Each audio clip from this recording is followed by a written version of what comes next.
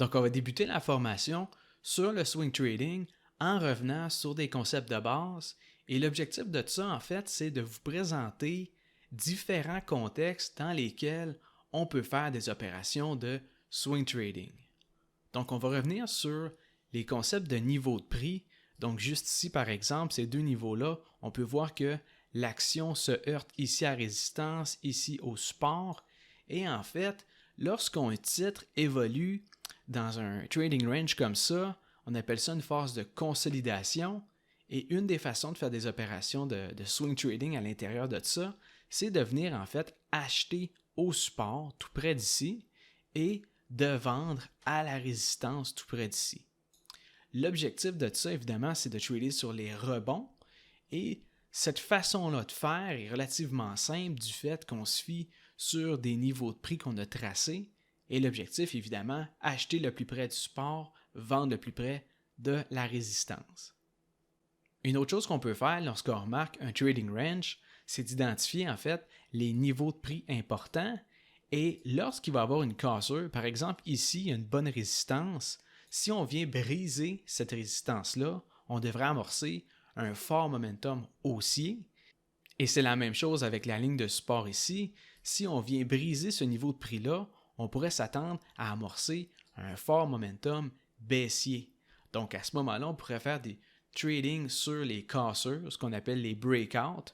Donc, vous ne tradez pas à l'intérieur du trading range, vous attendez en fait que le titre sort soit à la hausse ou à la baisse de cette phase de consolidation-là.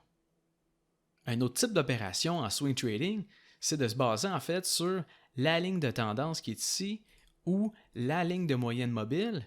Et à ce moment-là, l'objectif en fait, c'est de prendre position tout près du rebond sur la ligne de tendance actuelle. Donc, on prend une position, par exemple, acheteur lorsqu'on se trouve dans une tendance haussière comme on voit à l'écran.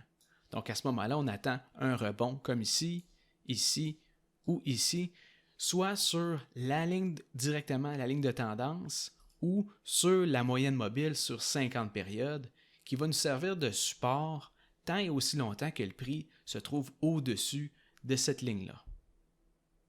Donc, faire une opération de swing trading en suivant une tendance, c'est de prendre une position acheteur dans une tendance haussière et de venir acheter le plus près possible d'un rebond sur cette ligne de tendance-là ou encore, comme je vous dis, sur la ligne de moyenne mobile sur 50 périodes. Un autre type de transaction qu'on peut faire pour du swing trading, c'est ce qu'on appelle du fading. Donc, en fait, on va venir profiter des corrections à contre-tendance. Donc, par exemple, ici, on a une tendance haussière et toutes les corrections comme ici ou encore ici, on va venir en fait prendre une position vendeur à contre-tendance, donc dans la direction opposée de la tendance en cours. Et l'objectif du fading, évidemment, c'est de venir prendre une position vendeur quand le titre a connu une montée exagérée ou qui vient d'atteindre une résistance très solide et de venir en fait prendre position jusqu'à temps qu'il retourne tranquillement pas vite en direction de soit la moyenne mobile ou encore la ligne de tendance. Donc dans ce cas-ci, on a eu une forte explosion, on aurait pris position tout près de la résistance et puis on aurait conservé la position jusqu'à temps qu'on retourne soit à la ligne de tendance qu'on a tracée ici ou tout près de la moyenne mobile.